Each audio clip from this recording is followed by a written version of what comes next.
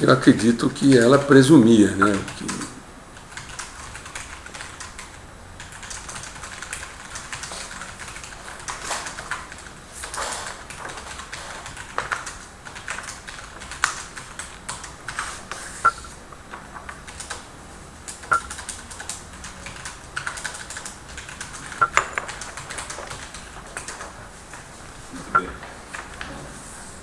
havia então essa indicação já no início do governo com o intuito arrecadatório. Arrecadatório, vamos dizer assim, propina.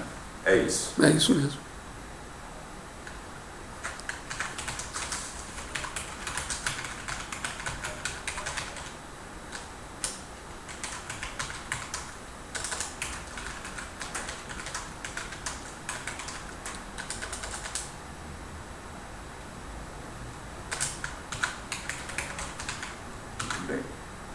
Você disse que o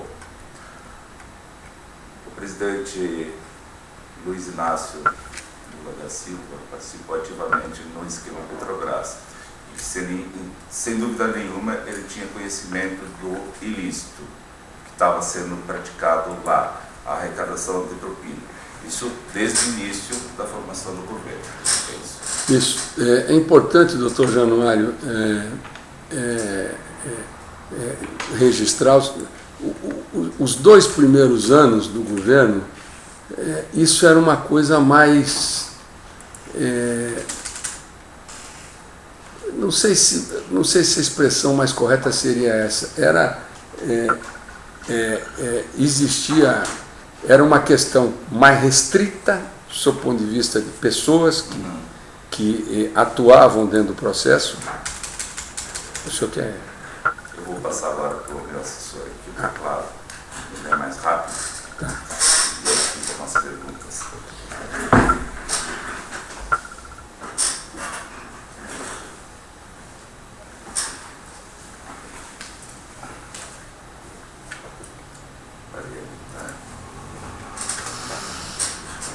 Então, doutor Januário, nesse princípio, era uma coisa mais restrita e de menor monta,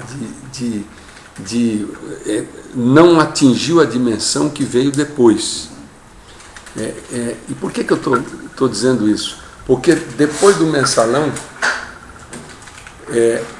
o presidente Lula precisava estruturar uma base consistente, até em função do desgaste que todo aquele processo trouxe. Quando aí ele toma a decisão de trazer o PMDB e, ao mesmo tempo, também o PP, depois da saída do Rogério Manso, acaba indicando Paulo Roberto Costa, que veio assumir a diretoria de abastecimento. A indicação foi em 2000. Isso foi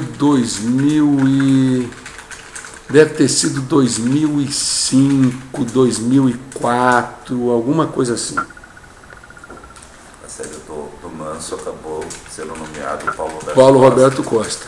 O PP não fazia parte desde o início? Fazia. O Paulo Roberto Costa, ele, na verdade, ele era uma indicação do PP, mas para a transportadora Brasil-Bolívia de gás natural.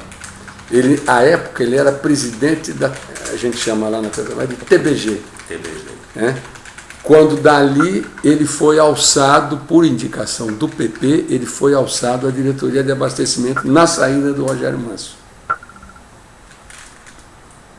Essa história, essas sucessões, doutor Januário, eu conheço bem porque eu fui da casa. Então, eu sempre conversei, eu converso eu tenho um trânsito grande dentro da companhia, então eu acompanhei essas coisas todas muito de perto, fui perguntado sobre essas pessoas também, então por isso eu estou afirmando para o senhor com muita tranquilidade, com muita segurança.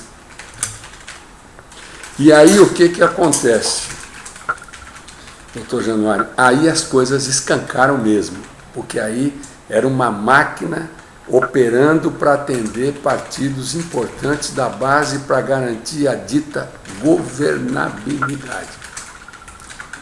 Então as coisas ficam mais escrachadas, vamos dizer assim, né? Porque essa questão da Petrobras, de arrecadação, ela não vem desse governo só, ela vem de outros. Esse governo ele sistematizou e colocando as diretorias a serviço de partidos da base para garantir a sustentabilidade política do governo. E, mais fundamentalmente, por que chegou a esse nível de intensidade? Não só por essas razões políticas, mas que a Petrobras ela foi usada como um vetor de desenvolvimento do país, que entra o discurso do pré-sal, do modelo de partilha, aquele discurso do petróleo é nosso, do não à privatização, do conteúdo nacional que levou à instalação de estaleiros. Tem todo um discurso político de várias refinarias que viriam a ser construídas. Começou com Abreu e Lima, depois foi para o Ceará, depois foi para o Maranhão. Ou seja, criar um volume de projetos dentro da companhia que ela se tornou efetivamente a grande arrecadadora de todo o governo. Havia uma efetiva participação, efetiva, então, na política que seria desenvolvida pela Petrobras por parte do presidente da República, no caso Lula. Essa indicação que o senhor pareceu bem clara, né? E mais, doutor Januário, às vezes eu vejo, muitas vezes o presidente Lula diz assim, eu não sei de nada, nunca tive com diretor A, diretor B, diretor C. Só que como a Petrobras virou uma espécie de... Se o senhor ver, por exemplo, se o senhor olhar a campanha de 2006, para presidente, a discussão foi o quê? Foi estatização e privatização. Petrobras, pré-sal. Ou seja, apesar de todos os ex-presidentes discutirem Petrobras nos seus mandatos, mas a Petrobras, no governo do presidente Lula, era uma espécie assim de ícone dentro da estrutura toda de governo. Portanto, ela merecia uma atenção especial e uma ação particular dele muito forte dentro do processo, inegavelmente isso.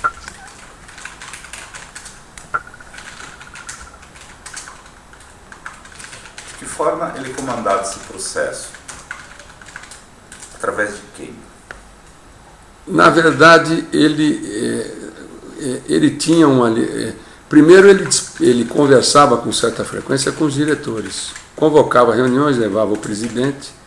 Eu mesmo fui diretor da Petrobras, eu tive muito pouco contato, tive em algumas reuniões com o presidente da República, mas isso é muito raro. Normalmente no governo quem fala com o presidente da República é o presidente da Petrobras, que na verdade é um ministério isolado. Ele é subordinado ao ministro de Minas e Energia, mas o presidente da Petrobras é direto com o presidente da República. Então a interlocução do presidente da República se faz com o presidente da Petrobras na época. Primeiro o Dutra e depois o Gabrielli. Raramente ele mantinha então contato com os diretores. O senhor sabe se ele manteve? Não, mantém. Tanto é que existem até vários registros fotográficos e tal, ele reunido com os diretores, discutindo projetos, por exemplo, Paulo Roberto discutindo as refinarias, né? Depois outros diretores da companhia discutindo conteúdo nacional, discutindo SET Brasil, a construção de plataformas e sondas em estaleiros brasileiros. Como isso era um programa de governo intenso, ele tinha uma atividade que, por mais que ele diga que não era um processo parecido com outros governos que passaram. Esse é o processo arrecadatório. E no processo arrecadatório de Tupina, como é que se dava a relação presidência da República, presidente da República, com Petrobras, com diretores, com o presidente da Petrobras? Isso, na verdade, era o partido que executava, né? Evidente que ele como ele conversava com os demais partidos também, e ele tinha quase que um acompanhamento em tempo real de como é que cada partido estava agindo dentro da Petrobras, né? Ele tinha esse conhecimento, porque ele conversava com o PP, conversava com o PMDB, né?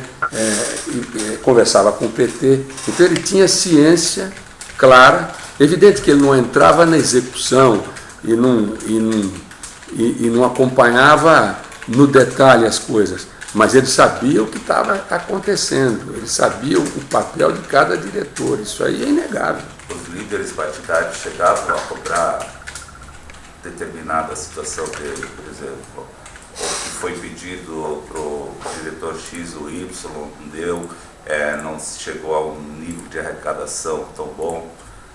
Tinha esse tipo de situação? Olha, doutor Januário, eu evidentemente... Era cobrado, o próprio presidente era cobrado pelos resultados, pelos outros líderes partidários? Olha, doutor Januário, uma coisa é certa.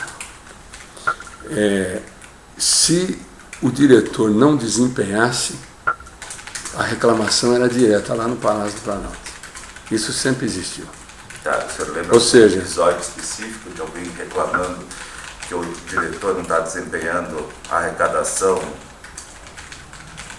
Eu não, por exemplo, em algumas situações específicas, o PP, que é um partido que tem um protagonismo muito grande, além do PT, né? De vez em quando a gente ouvia uns ruídos com relação ao Paulo Roberto, mas que logo eram sanados, né? O próprio PT também, da mesma forma, né? O próprio PMDB, porque depois do mensalão, vários diretores que foram indicados pelo PT ou por outros partidos acabaram sendo assumidos pelo PMDB. Caso do Paulo Roberto, caso do próprio Nestor também. Quando veio a necessidade de se ter uma sustentação forte da base parlamentar do presidente Lula, o PMDB entrou consistentemente em diretorias que antes era do PT e começaram a dar o tom. E eu vi os movimentos, eles indo para cima dos diretores, cobrando posições e com certeza cobrando posições do presidente. Isso é negável. Houve um episódio de obstrução, no caso do Paulo Roberto Costa, narrado, esse episódio de obstrução de votações na Câmara, para que fosse indicado, para que o Paulo Roberto... Isso é verdade. O senhor podia descrever esse episódio? Na verdade, é porque o PP queria indicar o Paulo Roberto já era uma indicação do PP, mas na transportadora de gás da Bolívia, e houve um impasse, quer dizer, naquela época, toda indicação da Petrobras não é uma indicação fácil, porque existem várias candidaturas, vários partidos interessados, e a nomeação do Paulo Roberto não saía. E existia um movimento forte também para tirar o Manso, o Rogério Manso. Eu conheço bem o Manso porque o Manso foi diretor comigo, então eu conheço bem o Rogério Manso, também de carreira da companhia. E aí houve interrupções, e esse é um mecanismo muito utilizado, não é só no caso da Petrobras, não. Quando algum partido que tem uma base substancial dentro das duas casas, ou Câmara ou Senado, se efetivamente o governo não está cumprindo um compromisso que assumiu, ou está demorando para viabilizar algum compromisso de indicação, eles usam do regimento, das chicanas que o regimento proporciona para embananar votações. Isso é praxe. E no caso do Paulo Roberto não foi diferente. Havia então a indicação do PP, que o Paulo Roberto indicasse para que o Paulo Roberto assumisse a diretoria de abastecimento e estava demorando. Estava demorando. E aí obstruíram a votação.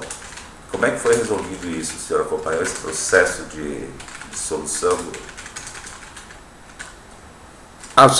Sob o ponto de vista do que aconteceu a posteriori, Como é que se deu? Na verdade é o seguinte, existiu uma reação forte com relação à saída do Rogério Manso, dentro do próprio PT. Na verdade, o Rogério Manso, como eu disse inicialmente, ele, de certa maneira, tinha aval do ex-ministro Palocci. E o Lula precisava ocupar esse espaço para agregar o PP, trazer o PP mais fortemente, ancorar o PP na base de sustentação. Então, ficou uma espécie assim de peso e contrapeso. Quer dizer, o Palocci como ministro da Fazenda puxando de um lado, né, e do outro lado o PP, que era o compromisso do presidente. Né? Quando aí o PP resolveu responder no Congresso, falou assim, não vão cumprir conosco, as coisas não caminham, então nós vamos começar a criar dificuldade nas votações aqui dentro da Câmara. E foi o que aconteceu. Porque no Senado o PP é desse tamanho assim, mas na Câmara não é, não. Ele é grande. É um partido que, eu não sei hoje quantos tem, mas era um partido de mais de 40 deputados, então não é mole não. 40 deputados dentro de uma base é um número razoável. Passamos ali a primeira etapa da formação do governo, já estamos, o marco divisório foi o mensalão. Né? Por que o mensalão foi o marco divisório nessa etapa, inclusive com os reflexos na Petrobras e com a base, que mudou a base aliada, né? Qual foi o episódio, assim, qual foi o fato principal da mudança dessa base aliada? Porque, inicialmente, isso era muito do PT, depois o PT foi aprendendo ao longo do tempo. O PT começou, o início do governo é muito hermético, é muito, vamos dizer assim, ligado àqueles partidos que levaram o Lula à presidência. Quando sobreveio o mensalão, ele percebe que ou ele se arruma, ou ele poderia ser empichado, inclusive. Então, uma tese que era defendida desde o início do governo pelo ex-ministro Zé Dirceu, que o PMDB deveria participar ativamente da base do governo, e que o próprio Zé Dirceu trabalhou nisso. Quando o Zé Dirceu foi levar essa aliança para o Lula, já combinado com o PMDB, o Lula não topou. Aí veio o mensalão. Quando veio o mensalão, o Lula fez uma revisão das posições que ele vinha assumindo, dizendo assim, ou eu abraço o PMDB ou eu vou morrer. Quando aí o PMDB veio fortemente para o governo e estabeleceu tentáculos em toda a estrutura de governo, não foi só na Petrobras, não. Assumiu o Ministério de Minas e Energia, Eletrobras, o setor elétrico, que nos governos anteriores era feudo do PFL, né? O setor elétrico, o setor de energia, de modo geral, passou a ser feudo do PMDB. Você está me dizendo que houve um acordo para poupar o presidente Lula do impeachment. Havia essa possibilidade? Havia essa possibilidade. Como presidente da CPI, né? E eu conheço bem como é que essas coisas evoluíram, doutor Januário. E ali havia um risco muito grande dele ser empichado. Mas havia fatos. A CPI ocultou algum fato, ou poupou o presidente da República? Na verdade, na reta final, existia o relatório que estava sendo preparado, ele propunha, entre outras coisas, né, havia a questão existia uma proposta, de indiciamento do presidente Lula e um dos filhos dele. Acho que é o filho mais velho, acho que é o Lulinha, por causa daquela questão da Game Corp, com a antiga Telemar, se eu não estou enganado. Mas aí, dentro de uma composição que foi feita na véspera da votação do relatório, esse indiciamento, e não é uma coisa, doutor Januário, esse tira e põe, ele faz parte do dia a dia do Congresso. Não é uma coisa, não foi uma coisa específica só da CPI, dos Correios. Isso acontece no dia a dia, em outras CPIs, em sessões das comissões de fiscalização e controle, que acompanha a conta de governo. Quer dizer, não é uma coisa excepcional, né? Mas, independentemente do acordo que foi feito para que a gente concluísse a CPI e com o resultado, porque havia um risco muito grande de a gente perder o controle do processo e perder um trabalho de 11 meses, né, e um trabalho que foi forte, um trabalho consistente. Então, foi feito um acordo. Agora, os indícios e a documentação que a CPI levantou, um eventual impeachment do presidente Lula não terminaria ali. Ele poderia continuar, porque nós fizemos um trabalho forte, nós rastreamos dinheiro desde que saiu do Banco do Brasil, quando foi para as empresas do Marcos Valério, depois quando sai da empresa do Marcos Valério e vai irrigar as contas do partido, tudo isso estava rastreado. Quer dizer, existia uma operação forte, né, comandada inclusive pelo próprio Marcos Valério, que era uma espécie de braço armado do próprio Delúbio, né, para alimentar as estruturas partidárias, né. Então, mesmo tendo havido um acordo que passou por todo mundo, pelo menos pelos principais líderes na CPI, existiam argumentos suficientes para dar continuidade a um processo de afastamento. Quem, especificamente? Principalmente as lideranças. Isso foi discutido com vários líderes na época, como também o relatório foi tratado em vários tópicos, né? Até foi, como isso exige um diálogo permanente, até para conduzir os trabalhos, senão vira uma confusão danada. Então foi ouvida a oposição, foi ouvida a base, foi ouvido todo mundo. E a oposição mesmo compreendeu o seguinte: ou a gente prepara um relatório que vai dar sequência a uma série de procedimentos, inclusive judiciais,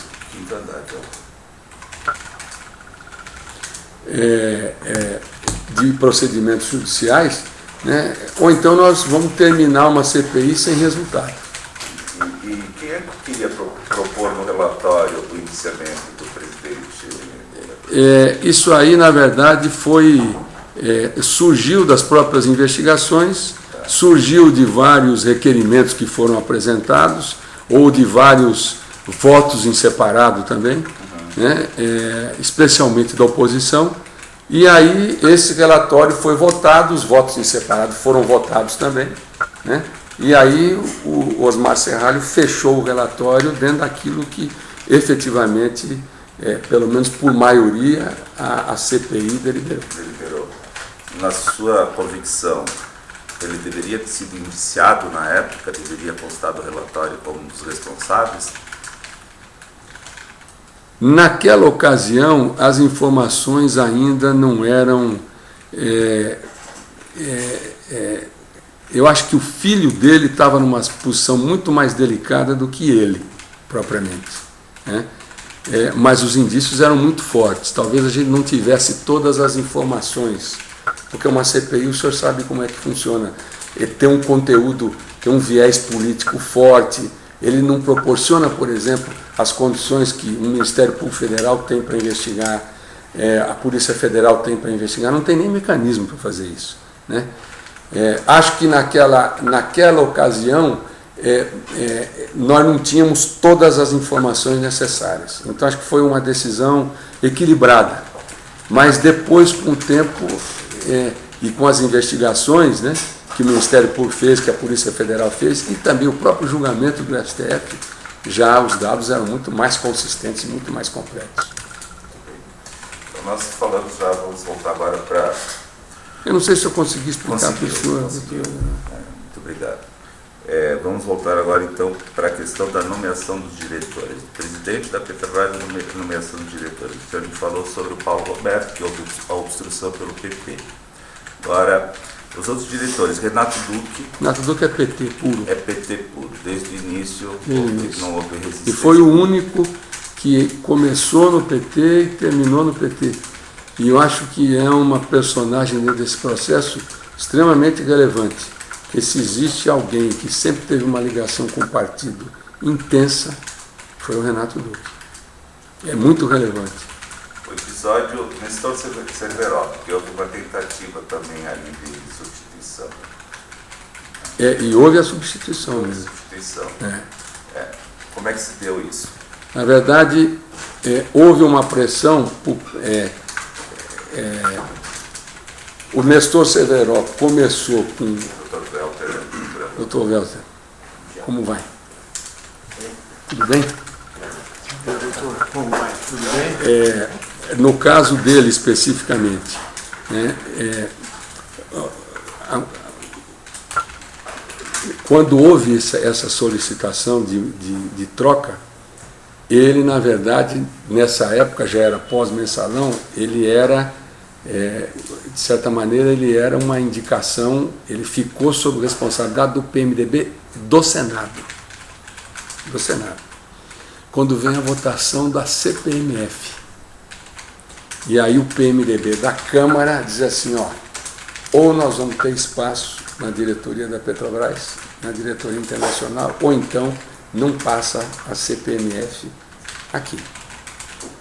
Então aí foi negociada a substituição do Nestor, da diretoria internacional, inicialmente pelo João Augusto, que já tinha sido, na época do governo Fernando Henrique, diretor da BR Distribuidora. João Augusto Rezedes, né? Henrique, isso. Mas aí a presidente Dilma vetou o João Augusto. E, ao vetá-lo, indicaram Zelada, que assumiu o lugar do Nestor na diretoria internacional e representando o PMDB da Câmara. Nestor Severo, então, era indicação do PMDB do Senado. Quem do PMDB do Senado? Renan, principalmente o Renan. Foi quem comandou as negociações para tomar conta do Nestor na área internacional.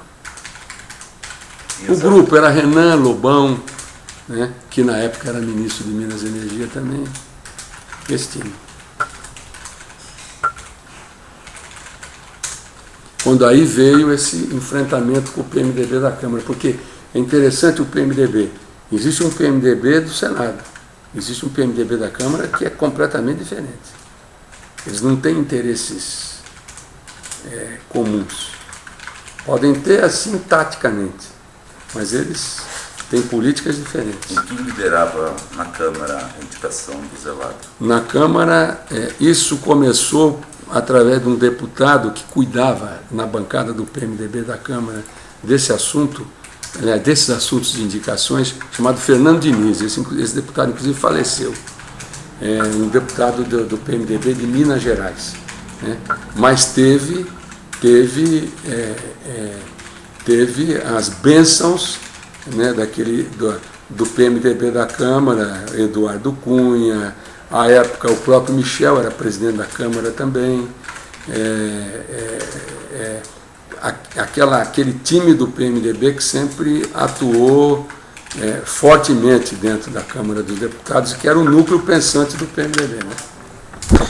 Gedel, que é um grupo que sempre atuou conjuntamente na política dentro da Câmara. Né? Como é que se dava a interlocução desses grupos com o presidente Lula? Como é que ele agia nesses casos de substituição? Como é que isso funcionava? Era uma ação direta das lideranças. Isso normalmente era comunicado ao chefe da Casa Civil. Né? E normalmente uma indicação desse porte, o chefe da Casa Civil agendava uma reunião com o presidente Lula para a discussão do tema, com os líderes dos partidos que tinham interesse em ocupar esse espaço. Petrobras, doutor Januário, não tem como não passar pelo presidente da República. Não tem como não passar. Eu tenho lido algumas entrevistas que têm sido dadas. Que era o chefe da Casa Civil que resolvia. Pode resolver casos menores, mas Petrobras é o presidente da República que bate o martelo. A curiosidade é saber, havia o intuito arrecadatório de propina, acho que nós chegamos até tangenciar isso lá atrás. Quando o diretor não correspondia, havia essa reclamação. Mas havia um controle para saber quanto cada diretor arrecadava. o Lula tinha esse conhecimento, mais ou menos, de quanto cada diretor arrecadava, quanto valia uma diretoria, quanto... Do PT ele tinha conhecimento, claro. Dos outros partidos ele podia ter uma ideia, mas não... Até porque ele conversava muito também com os empresários, né? Então ele podia ter uma ideia dos valores, mas não acredito que ele tivesse precisão com relação aos números, não tenho certeza. Precisão contábil eu não diria, mas pelo menos a ideia... Não, eu tinha noção. Ele tinha noção de quanto era arrecadado? Tinha noção, porque tinha noção pelo tamanho dos negócios, né? Então, ele podia não conhecer os detalhes, mas ele tinha uma ideia, inegável. Nesse relacionamento com empresários, ele participava diretamente dos negócios da Petrobras com os empresários. O senhor me falou que ele fazia reuniões diretas com os diretores. E essa relação com os empresários agora, então, por que o senhor conhece dessa relação dele, do Lula, com os empresários? Não, ele sempre dialogou sistematicamente com os empresários. Ele sempre conversava muito e era procurado também, até porque o porte dos investimentos, doutor Januário, a Petrobras chegou isso eu posso falar porque eu conheço bastante os números, até por ter sido da companhia.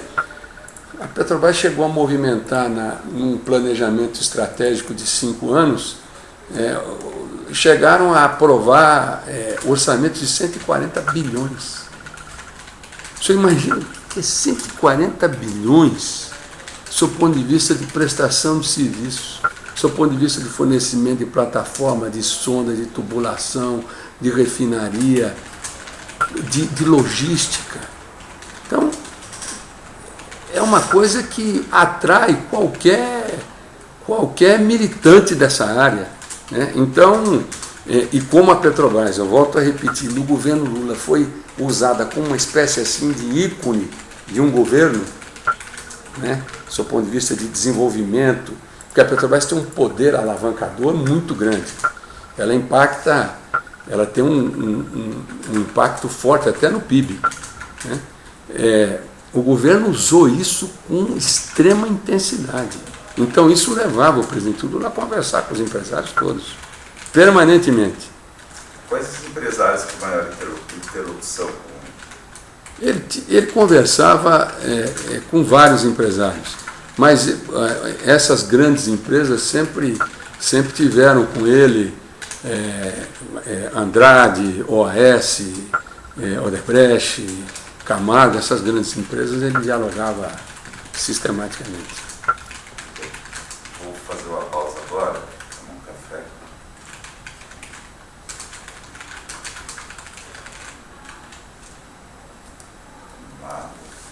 Nós já retornamos também. Tá? Não sei se está ficando claro, doutor Januário. Nós estamos conseguindo desenvolver, sim. Para a gravação. Se alguém quiser ir